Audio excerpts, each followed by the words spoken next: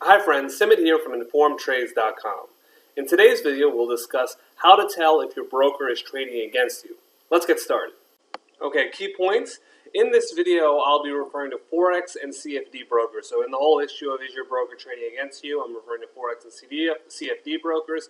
I'm not really referring to futures, options, stocks, any of that other stuff. Just forex and CFDs is mainly where the scope of this video.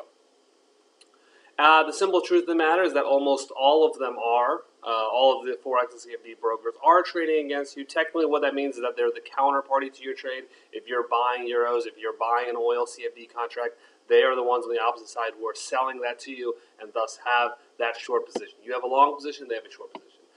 That's technically true in almost all circumstances. However, there's a big difference between how much they're trading against you and under what terms, and we'll get into that in this video.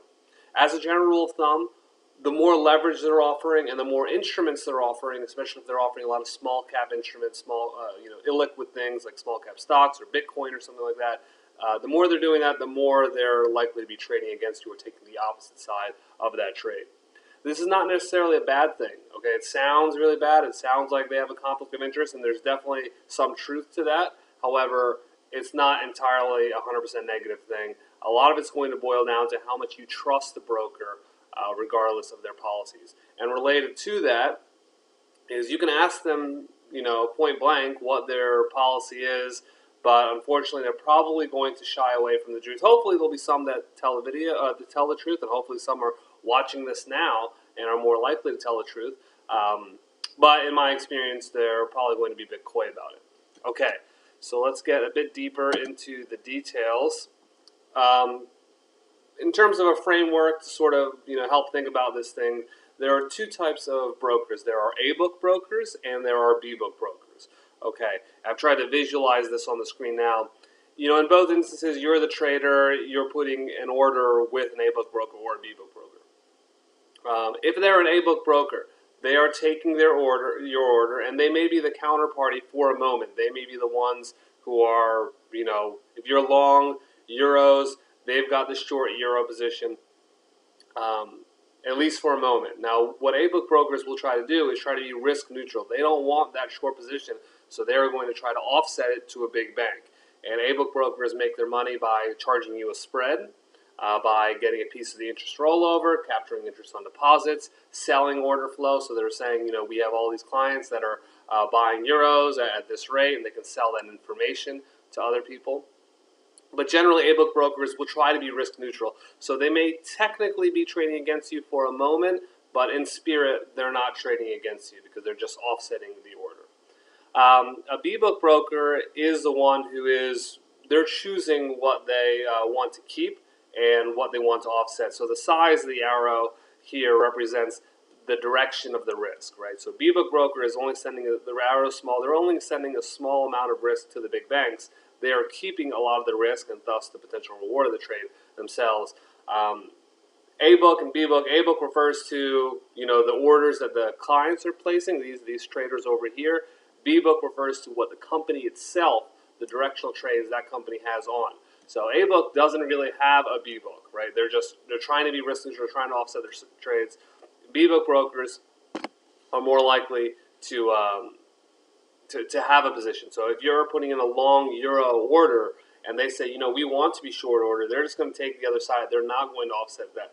In that instance, they are trading against you or taking a position that is opposite to yours. And it's not 100%. They may pick and choose. So they say, we want a short euro position.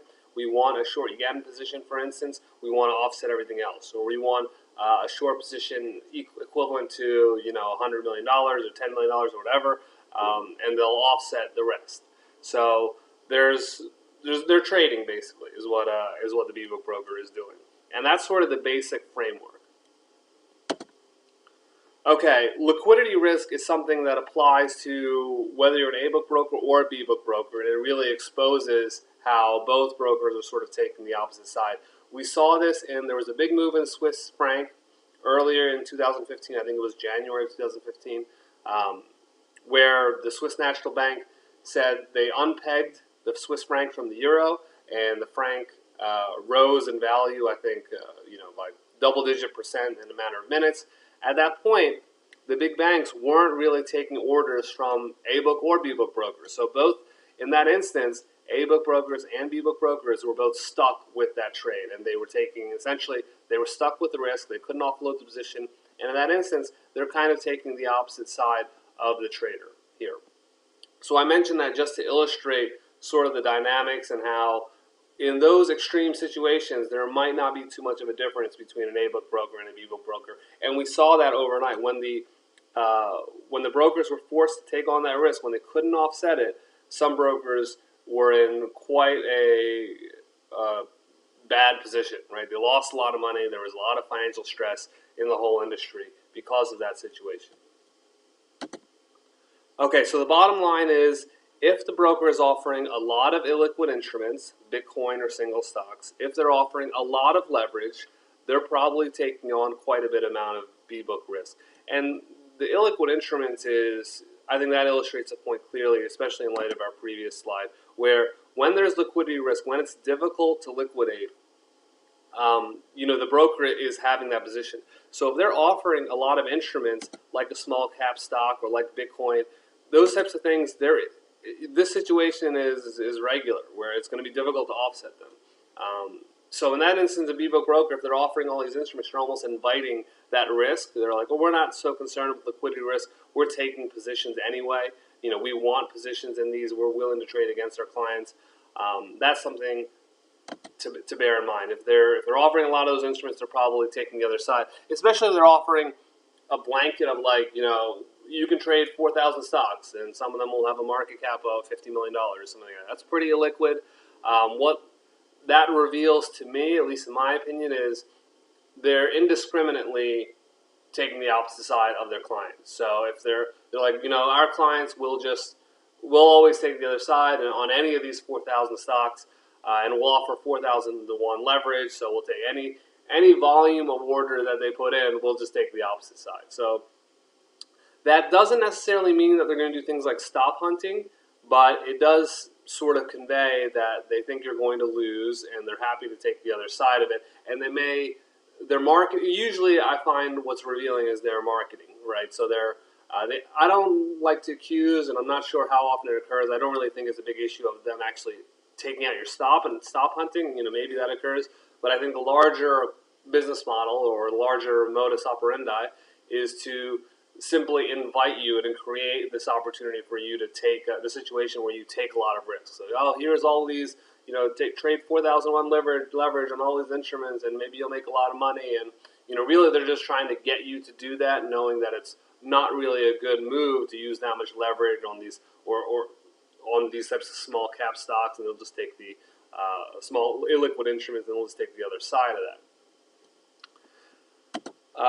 The upside of B-book brokers, so there's always a downside, right? They do have a little bit of a conflict of interest when they're taking the opposite side. They have a conflict of interest, and they also control your order. They can close it out, they can have their price spike, and they can do those types of things.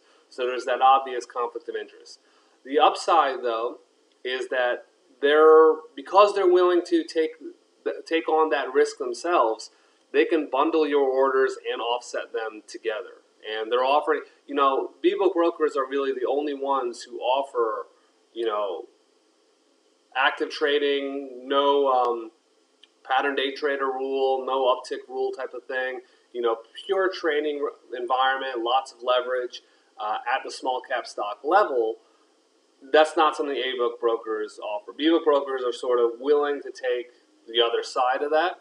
And that's a situation where no one else is willing to do that. So if you found a stock that you want to trade, $100 million market cap, and you want to trade it with 20 to 1 leverage, 50 to 1 leverage, you want to do so without any types of pattern day trader rules. You want to do so with no commission, minimum spread.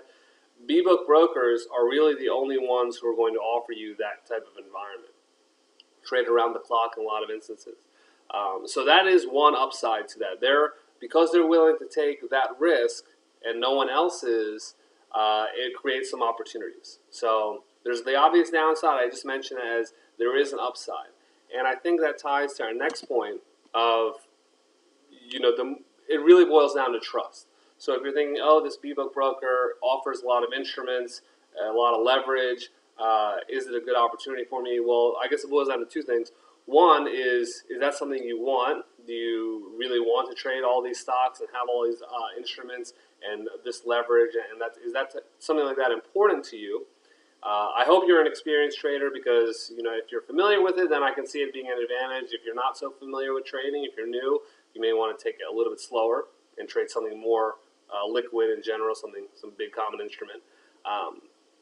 But in general, if you think, I am interested in the upside of the BBM broker, where they're offering me all these instruments at this leverage and I can trade it without commission and things like that, you really want to make sure you trust them, right? Because they are taking the opposite side of that. So you need to trust them. You definitely need to trust them. And the more your broker shows signs of being a BBM broker, the more you need to trust them.